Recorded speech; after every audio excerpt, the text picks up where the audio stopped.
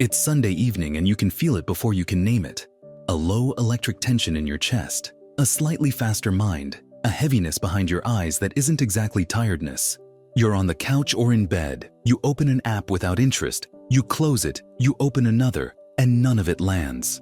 Somewhere in your head a quiet sentence repeats, tomorrow, and it doesn't sound like a normal day. It sounds like a wait. Here's the pattern break. The Sunday scaries aren't caused by the week ahead. They're caused by the way your brain handles uncertainty when you're finally still. When the noise of the day fades, your prediction system turns up. It tries to simulate Monday so you can feel prepared, but it can't actually finish the simulation, so it keeps you in a low-grade alarm. By the end, you will have a simple model you can run in real time, a one-breath interruption that drops the alarm signal, and a 90-second protocol that turns that vague dread into one clean next step. Not hype, not denial, a real switch. In the next minute, I'm going to open 4 loops and then close every one of them. The real reason this hits you isn't weakness. There is a moment your brain makes a silent decision and you keep missing it. You have 2 different motivational systems and you keep feeding the wrong one. And there is a single sentence that interrupts the loop in under 5 seconds. First, let's stay with the problem longer than you want to, because rushing to solutions is part of the pattern. Notice what you do on these evenings. You don't just feel anxious, you start bargaining. You tell yourself you'll relax after you clean up the kitchen, after you check your email quickly, after you plan the week, after you get ahead. And then you either overplan until you feel exhausted or you do the opposite. You numb out and disappear into scrolling.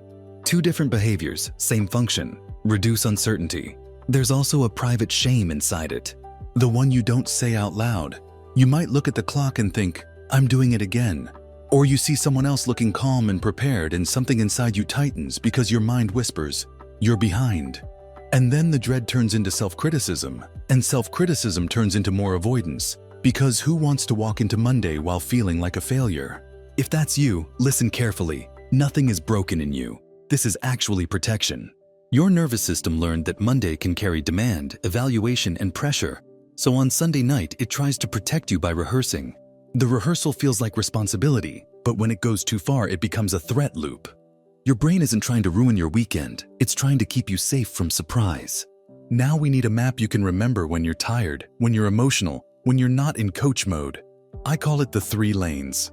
Picture your Sunday night like a road with 3 lanes running side by side. A lane 1 is the body lane, lane 2 is the control lane, lane 3 is the proof lane. The 3 lanes. Most people get trapped because they drive in the wrong lane at the wrong time. They try to solve a body lane problem with control lane thinking, or they try to solve a control lane problem with proof lane effort. The 3 lanes shows you where you actually are and what tiny move belongs there.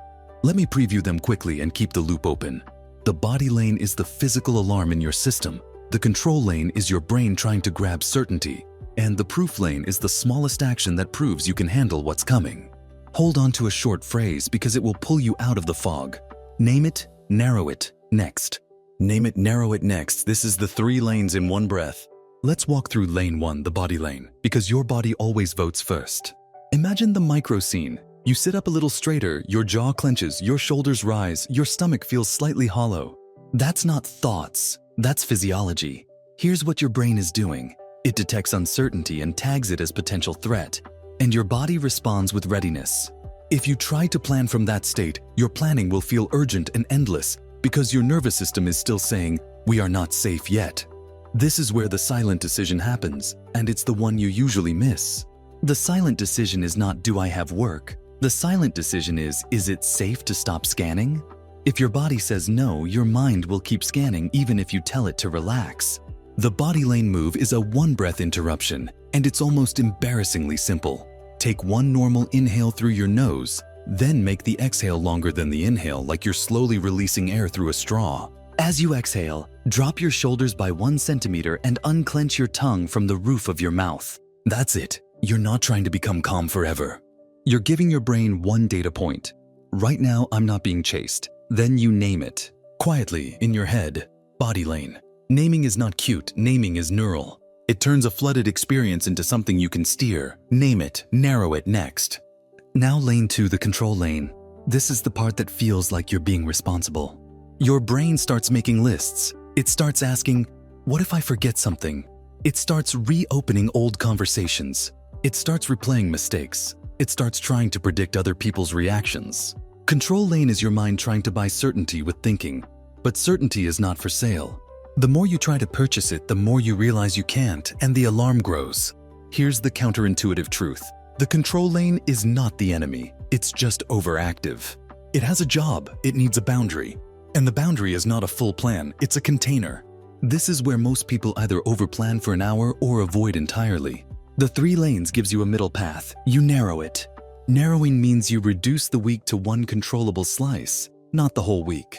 Not your whole life. One slice, your control lane microaction takes 30 seconds. You capture 3 things on any surface. 1 worry, 1 obligation, 1 desire. 1 worry is the thing your mind keeps circling. 1 obligation is the first real commitment on Monday. 1 desire is what you want to feel by the end of the week. You are not solving them. You are taking them out of the fog and putting them on the table. That's a control move that actually works because it converts vague threat into clear data. And now the single sentence that interrupts the spiral in under 5 seconds. The one that stops control lane from turning into a panic factory. I only need 1 next step, not the whole week.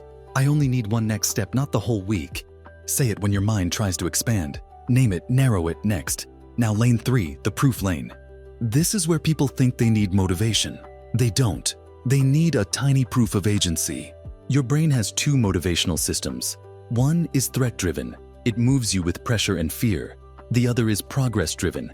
It moves you with reward and momentum. On Sunday night when you feel dread, you tend to feed the threat system by planning harder or criticizing yourself. The 3 lanes feeds the progress system instead, with 1 small proof that you can move. Proof lane is not about doing a lot. It's about doing 1 thing that makes Monday easier by a visible amount. Visible is key. The brain loves visible. It's how it updates its predictions. Here are examples, but notice the rule. Choose the smallest action that takes under 2 minutes and creates a clear reduction in Monday friction. You can open the document you need and leave it ready. You can write the first sentence of the email you've been avoiding, not send it, just start it. You can set out the 1 item you always scramble for in the morning. You can put your keys and wallet in the same place. You can choose your clothes and stack them. You can fill a water bottle and place it where you'll see it.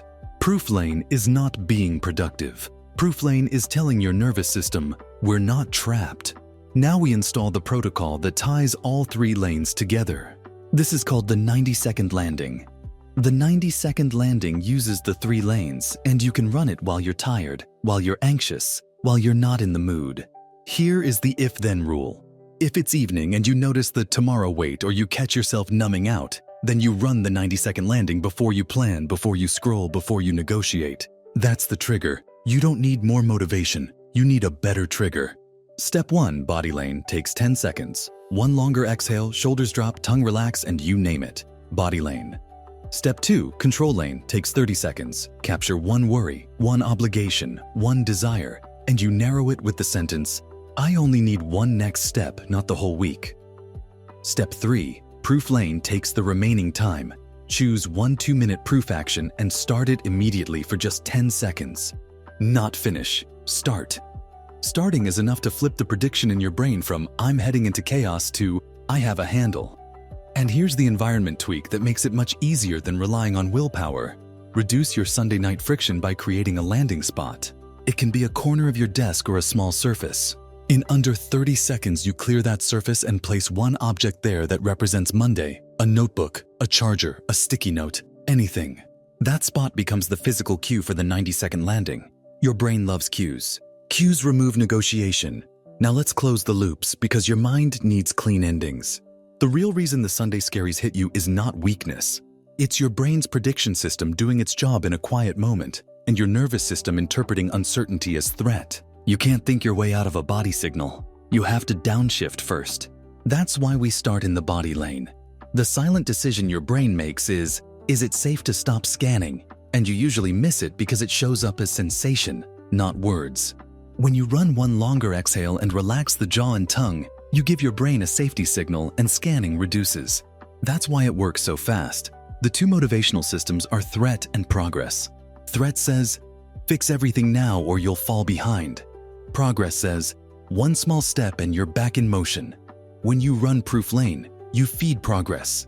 Your brain learns, I can handle Monday, and the dread loosens not because Monday disappeared, but because your system updated. And the single sentence that interrupts the loop is, I only need one next step, not the whole week, because it collapses the time horizon from an overwhelming simulation to one controllable move. Your brain can tolerate one move. It cannot tolerate an entire imagined week at once. Now I want to speak directly to the quiet shame moment again, because it's the part that keeps this pattern sticky. If you've ever thought, other people can handle this, why can't I? You're not seeing the full picture. Some people have the same dread and hide it. Some people numb it with work. Some people numb it with screens. Your pattern doesn't mean you're incapable. It means your system cares, maybe too much, and it's trying to protect what matters to you. We just gave it a safer way. Here's what changes when you use the 3 lanes consistently. Sunday night stops being a cliff. It becomes a landing. Not a perfect landing, a functional one. You stop living as someone who is at the mercy of mood and anticipation, and you become someone who chooses on purpose. That's the identity shift. You're not becoming a different person. You're becoming the person who can notice, name, and direct your own patterns. Let's return to the opening scene upgraded. You're on the couch. The app doesn't land. The tomorrow weight shows up in your chest. In the past, you would either spiral into planning or disappear into scrolling. Now you recognize it. Name it. Body lane. One longer exhale, shoulders drop. Narrow it. One worry, one obligation, one desire, and the sentence, I only need one next step, not the whole week. Next, you do a tiny proof lane action for 10 seconds just to start the motion. And then notice the micro victory. Your chest softens, your mind slows, and Monday stops feeling like a wave about to hit you and starts feeling like something you can step into.